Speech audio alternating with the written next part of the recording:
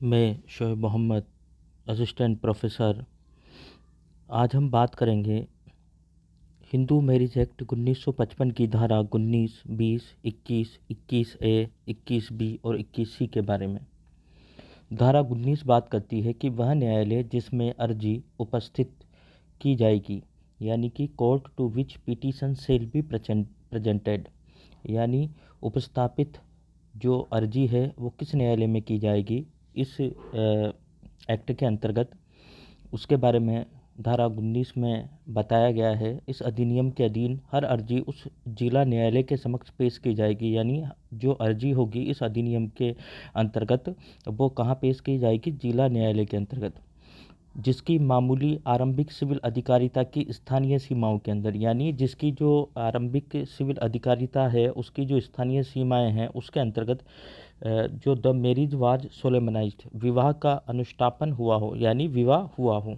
या फिर जो रेस्पोंडेंट है, प्रत्यर्थी है, वो अर्जी के पेश किए जाने के समय निवास करता है, यानी जहाँ पर जो रेस्पोंडेंट है वो रहता है। यानी कि पहला तो जहाँ पर विवाह हुआ है, दूसरा जहाँ पर कि जो रेस्पोंडेंट है जिसके अगेंस्ट जो अर्जी पेश की जा रही है वो निवास करता है जहाँ पर। तीसरा है विवाह के पक्षकारों ने अंतिम बार एक साथ निवास किया हो, या फिर अर्जी कहाँ पर पेश की जाएगी? जहाँ पर जो विवाह के जो पक्षकार थे वो अंतिम बार साथ में रहे थे। अब इसकी जो खंड 3 का है उसमें कहा गया है पत्नी के अर्जीदार होने की दशा में याचिका प्रस्तुत करने वाले दिनांक को जहाँ पर वह निवास कर रही है, यदि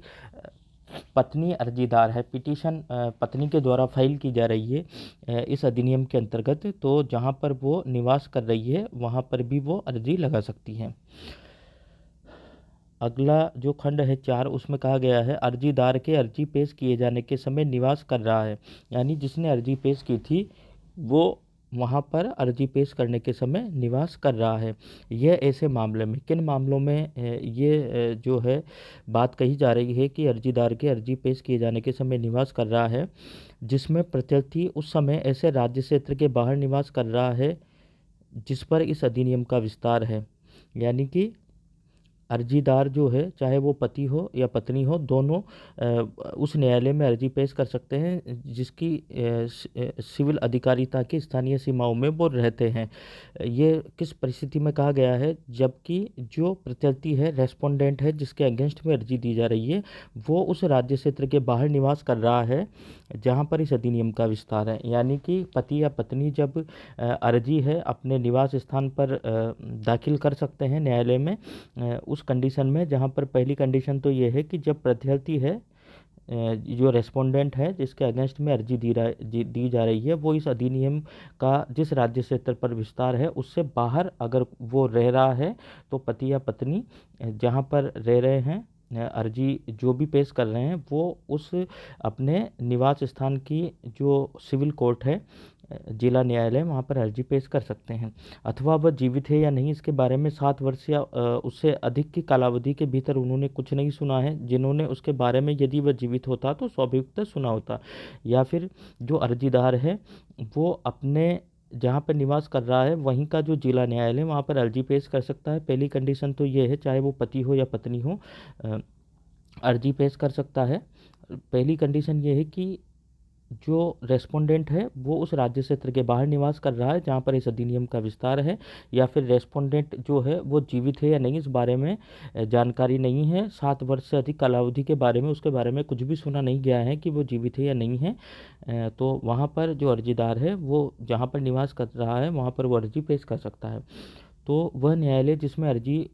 स्थापित की जाएगी वो कौन कौन से होंगे? जिला न्यायालय होगा जिसकी आरंभिक सिविल अधिकारिता की स्थानीय सीमाओं के अंदर विवाह का अनुष्ठापन हुआ हो, या फिर अर्जी पेश किए जाने के समय जो रेस्पोंडेंट है वो जहाँ पर निवास कर रहा है वहाँ पर पेश की जा सकती है, या विवाह के पक्षकारों ने अंतिम बार जब साथ में रहे हैं तब वहाँ पर पेश की जा सकती है। और अर्जीदार यदि महिला है तो महिला जहाँ पर निवास कर रही है वहाँ पर अर्जी पेश कर सकती है। और यदि अर्जीदार, चाहे वो महिला हो या पुरुष हो, यानी पति या पत्नी पत्नी हो, वो दोनों भी अपने निवास स्थान का जो जिला न्यायालय है वहाँ पर अर्जी पेश कर सकते हैं। उसके लिए 2 कंडीशन है, जहाँ पर पहली कंडीशन तो ये कि जो रेस्पोंडेंट है वो उस राज्य क्षेत्र के बाहर रह रहा है जहाँ पर इस जो अधिनियम का विस्तार है, या फिर जो रेस्पोंडेंट है उसके बारे में 7 वर्ष या उससे अधिक की अवधि के बारे में ये सुना नहीं है कि वो जीवित है या नहीं है। अगर वो जीवित होता तो स्वाभाविक था सुना होता या उसके बारे में पता चलता। तो इस प्रकार से धारा 19 में हमने पढ़ा कि वह न्यायालय जिसमें अर्जी उपस्थापित की जाएगी, court to which petition shall be presented under Hindu marriage act 1955। अब धारा 20 के बारे में हम अध्ययन करते हैं। धारा 20 बात करती है अर्जियों की अंतर्वस्तु और सत्यापन के बारे में, contents and verification of petition. इस धारा के अधीन उपस्थापित हर अर्जी उन तथ्यों को जिन पर अनुतोष का दावा आधारित हो इतने स्पष्ट तौर पर कथित करेगी जितना उस मामले की प्रकृति अनुज्ञात करे। यानी इस धारा के अंतर्गत जो अर्जियां, इस अधिनियम के अंतर्गत जो अर्जियां पेश की जाएगी उनके अंदर जो भी तथ्य या दावा जो भी होगा वो बिल्कुल स्पष्ट तौर पर लिखा होना चाहिए। और धारा 11 के अधीन अर्जी को छोड़कर ऐसी हर अर्जी ये भी कथित करेगी कि अर्जीदार और विवाह के दूसरे पक्षकार के बीच में दुसंधि नहीं है। यानी दोनों पार्टी जो हैं पति पत्नी के बीच में दुसंधि नहीं है, धारा 11 को छोड़कर। धारा 11 जो हमने पढ़ी थी वो धारा 11 बात करती है वॉइड मैरिज की। यानी वॉइड मैरिज जो होती है उसको छोड़कर अन्य जो आधार पर जो अर्जियां पेश की जाएगी, धारा 11 के अधीन अर्जी को छोड़कर ऐसी हर अर्जी ये भी उसमें कथन करना होगा अर्जी के अंदर कि अर्जीदार और विवाह के दूसरे पक्षकार के बीच में किसी भी प्रकार की दुसंधि नहीं है, या उन्होंने किसी भी प्रकार से दोनों ने बीच में कोई इस प्रकार की संधि नहीं करी है जिससे कि उनको कोई अनड्यू एडवांटेज हो। इस अधिनियम के अधीन दी जाने वाली हर अर्जी में अंतर्विष्ट कथन वाद पत्रों के सत्यापन के लिए, यानी जिस प्रकार से वाद पत्रों का सत्यापन किया जाता है उसी प्रकार की विधि द्वारा अपेक्षित रीति से अर्जीदार या अन्य सक्षम व्यक्ति द्वारा सत्यापित किए जाएंगे। यानी जो भी जो कथन किए जाएंगे वाद पत्रों में उनका सत्यापन अर्जीदार के द्वारा किया जाएगा या अन्य सक्षम व्यक्तियों के द्वारा उन कथनों का सत्यापन किया जाएगा। और ऐसे जो कथन जो अर्जी में किए जाएंगे वो सुनवाई के समय साक्ष्य के रूप में भी ग्राह्य होंगे। तो जो कथन जो भी अर्जी में किए जाते हैं उनका सत्यापन किया जाएगा अर्जीदार के द्वारा, सक्षम व्यक्ति के द्वारा, और इस प्रकार के जो कथन होते हैं वो सुनवाई में साक्ष्य के रूप में ग्राह्य होंगे। अब धारा 21 है वो बात करती है 1908 के अधिनियम संख्यांक 5 का लागू होना। यानी ये जो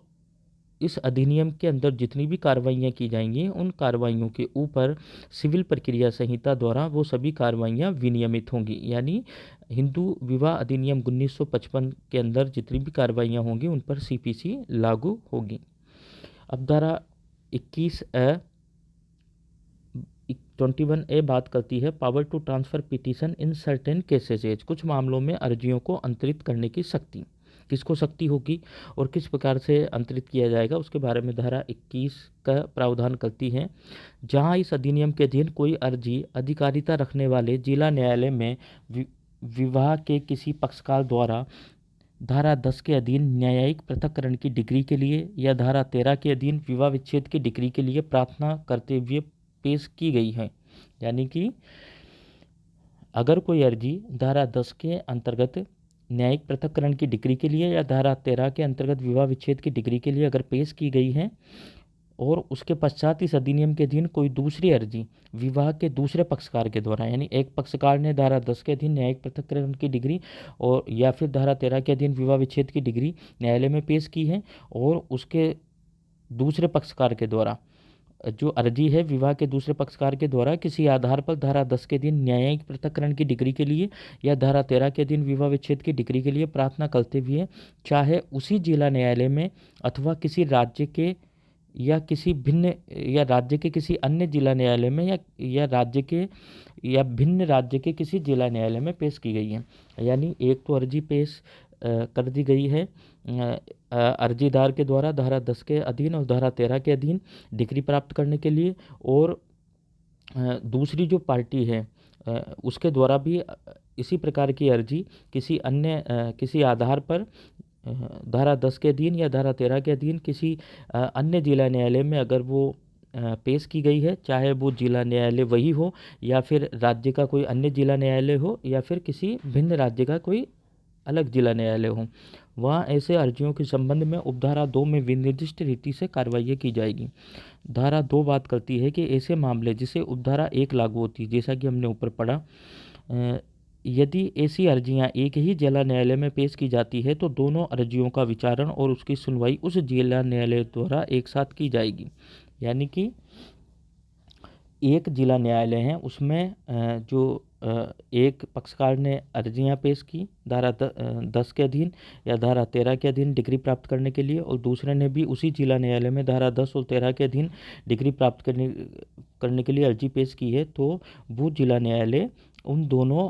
जो अर्जियां पेश की गई हैं दोनों व्यक्तियों के द्वारा, वो एक साथ में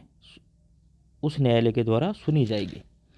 यदि ऐसी अर्जियां भिन्न भिन्न जिला न्यायालयों में पेश की गई है तो बाद वाली पेश की गई अर्जी उस जिला न्यायालय को अंतरित की जाएगी जिसमें पहली वाली अर्जी पेश की गई थी। यदि इस प्रकार की अर्जियां दो अलग अलग न्यायालयों में पेश की गई है तो बाद वाली अर्जी भी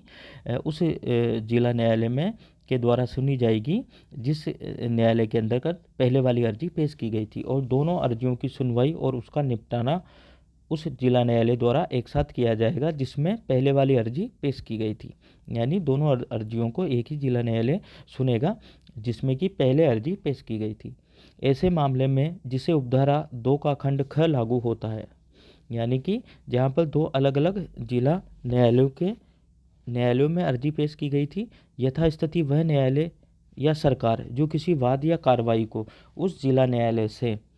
जिसमें बाद वाली अर्जी पेश की गई है उस न्यायालय को जिसमें पहले वाली अर्जी लंबित है अंतरित करने के लिए सिविल प्रक्रिया संहिता 1908 के अधीन सक्षम है, ऐसे बाद वाली अर्जी का अंतरण करने के लिए अपनी शक्तियों का वैसे ही प्रयोग करेगा मानो वो संहिता के अधीन ऐसा करने के लिए सशक्त हो। यानी या तो सरकार या फिर न्यायालय अपनी शक्तियों का प्रयोग करेगा जिस प्रकार से वो ऐसा करने के लिए सशक्त है, और बाद वाली अर्जी को जो पहले वाले न्यायालय में जो अर्जी लंबित है वहाँ पर भेज देगा, और पहले वाला जो न्यायालय है ऐसी अर्जियों का विचारण करेगा एक साथ। तो बाद वाली अर्जी पेश की गई थी उस न्यायालय को जिसमें पहले वाली अर्जी लंबित है अंतरित करने के लिए सिविल प्रक्रिया, यानी अंतरित करने के लिए कौन यहाँ पर सक्षम है, वह न्यायालय या सरकार अंतरित कर सकती है बाद वाले न्यायालय से पहले वाले न्यायालय में उस अर्जी को, और दोनों अर्जियों को एक साथ सुना जाएगा और सिविल प्रक्रिया संहिता के अधीन इस प्रकार से सरकार या न्यायालय उस कार्य को करने के लिए सशक्त होंगे। अब हम धारा 21 ख की बात करते हैं जिसमें कहा गया है कि इस अधिनियम के अधीन अर्जियों के विचारण और निपटारे से संबंधित विशेष उपबंध किए गए हैं। क्या विशेष उपबंध किए गए हैं? धारा 21 जो ख की उपधारा 1 है उसमें बताया गया है कि इस अधिनियम के अधीन अर्जी का विचारण जहाँ तक कि न्याय के हित से संगत रहते हुए उस विचारण के बारे में साध्य हो दिन प्रतिदिन तब तक निरंतर चालू रहेगा जब तक कि वह समाप्त न हो जाए, किंतु उस दशा में नहीं जिसमें न्यायालय विचारण का अगले दिन से परे के लिए स्थगन करना उन कारणों से आवश्यक समझे जो लेखबद्ध किए जाए। यानी धारा 21 ख का जो उपधारा 1 है उसमें कहा गया है कि जो इस अधिनियम के अधीन अगर कोई अर्जी दायर की जाती है तो उसकी दिन प्रतिदिन सुनवाई की जाएगी और वो सुनवाई निरंतर चालू रहेगी जब तक कि उसका विचारण समाप्त नहीं हो जाए और उसमें कोई आदेश पारित नहीं हो जाता है या डिक्री पारित नहीं हो जाती। किंतु न्यायालय अगर आवश्यक समझे तो कारणों को लेखबद्ध करेगा और उसको जो है स्थगन भी कर सकता है ऐसे कारणों को लेखबद्ध करके यदि न्यायालय आवश्यक समझे तो। अब धारा 21 ख की उपधारा जो 2 है वो बात करती है कि इस अधिनियम के अधीन हर अर्जी का विचारण जहाँ तक संभव हो शीघ्र किया जाएगा और प्रत्यर्थी पर अर्जी की सूचना की तामील होने की तारीख से 6 मास के अंदर विचारण समाप्त करने का प्रयास किया जाएगा। यानी जो भी अर्जी हिंदू विवाह अधिनियम 1955 के अंतर्गत की जाती है उसका जो विचारण है वो शीघ्रता के साथ किया जाएगा, और जब रेस्पोंडेंट को अर्जी की सूचना की तामील होने से, यानी जब रेस्पोंडेंट को सूचना मिल जाती है कि आपके अगेंस्ट एक जो पिटीशन है वो दायर की गई है, तो इस प्रकार की जब सूचना रेस्पोंडेंट को हो जाती है तो उस सूचना की तारीख से 6 मास के अंदर यानी 6 महीने के अंदर विचारण समाप्त करने का प्रयास किया जाएगा कि 6 माह के अंदर विचारण को समाप्त कर दिया जाए या जो ट्रायल है उसको 6 महीने में कंप्लीट कर दिया जाए। उसी प्रकार से जो धारा 21 ख की उपधारा 3 है वो बात करती है कि इस अधिनियम के अधीन हर अपील की सुनवाई जहाँ तक संभव हो शीघ्र की जाएगी, यानी अपील की सुनवाई जो है वो शीघ्रता से की जाएगी। जिस प्रकार से हमने उपधारा 2 में देखा था कि अर्जी का विचारण है वो भी शीघ्रता से किया जाएगा, और जो उपधारा 3 है वो बात करती है कि अपील की सुनवाई भी शीघ्रता से की जाएगी, और प्रत्यर्थ पर अपील की सूचना की तामील होने की तारीख से, यानी कि आपके अगेंस्ट अपील की गई है, ये सूचना जब रेस्पोंडेंट को मिल जाती है, उस सूचना की तामील होने की तारीख से 3 मास के अंतर्गत सुनवाई समाप्त करने का प्रयास किया जाएगा। यानी कि अपील जब भी रेस्पोंडेंट के अगेंस्ट अपील होती है या पिटीशन जब अपील फाइल की जाती है, तब रेस्पोंडेंट को इस बात की सूचना दी जाएगी कि आपके अगेंस्ट अपील की गई है, और उस अपील को जब सूचना रेस्पोंडेंट को मिल जाती है, उस सूचना की तामील होने की तारीख से 3 महीने के अंतर्गत सुनवाई को समाप्त करने का प्रयास किया जाएगा। इस प्रकार से हमने देखा कि उपधारा 2 में तो कहा गया था कि जब अर्जी का विचारण यथासंभव शीघ्रता से किया जाएगा, और जब रेस्पोंडेंट को अर्जी की सूचना की तामील हो जाती है, उससे 6 महीने के अंदर विचारण समाप्त करने का प्रयास किया जाएगा। ये तो पिटीशन का मामला था। और उपधारा 3 में कहा गया है यदि अपील की जाती है तो प्रत्यर्थी पर अपील की सूचना की तामील होने की तारीख से 3 महीने के अंदर सुनवाई को समाप्त करने का प्रयास किया जाएगा। तो ये हमने देखा हिंदू मैरिज एक्ट 1955 की धारा 19, 20, 21, 21A, 21B और 21 सी के बारे में। 21 सी के अंतर्गत कहा गया है कि दस्तावेजी साक्ष्य किसी अधिनियम में किसी प्रतिकूल बात के होते हुए भी कि इस अधिनियम के अधीन अर्जी के विचारण को किसी कार्रवाई में कोई दस्तावेज साक्ष्य में इस आधार पर अग्राह्य नहीं होगा कि वह सम्यक रूप से स्टाम्पित या रजिस्ट्रीकृत नहीं है। Not with standing anything in any enactment to the contrary, no document shall be inadmissible in evidence in any proceeding at the trial of a petition under this act on the ground that it is not duly stamped or registered। यानी कि इस अधिनियम में किसी प्रतिकूल बात के होते हुए भी, यदि कोई प्रतिकूल बात है उसके होते हुए भी इस अधिनियम के अधीन अर्जी के विचारण में यदि कोई दस्तावेज पेश किया जाता है, साक्ष्य के रूप में पेश किया जाता है कोई दस्तावेज, तो उस दस्तावेज को अग्राह्य नहीं माना जाएगा या उसको इनएडमिसेबल नहीं माना जाएगा कि इस प्रकार से जो वो डॉक्यूमेंट पेश किया गया है या जो साक्ष्य पेश किया गया है वो सम्यक रूप से स्टाम्प नहीं लगा हुआ उस पर या उसकी रजिस्ट्री नहीं हुई है। इस आधार पर उस जो डॉक्यूमेंट या साक्ष्य को जो है वो साक्ष्य में अग्राह्य नहीं माना जाएगा। यानी कि यदि कोई ऐसा डॉक्यूमेंट है जो कि सब्सटेंशियल डॉक्यूमेंट है और स्टाम्पित और रजिस्ट्रीकृत नहीं है, तब भी ऐसे डॉक्यूमेंट को साक्ष्य के रूप में ग्रहण किया जाएगा इस अधिनियम के अंतर्गत। तो इस प्रकार से हमने हिंदू मैरिज एक्ट की जो सेक्शन थे धारा 19, 20, 21, 21A, 21B और 21C के बारे में इस वीडियो में चर्चा की है। धन्यवाद।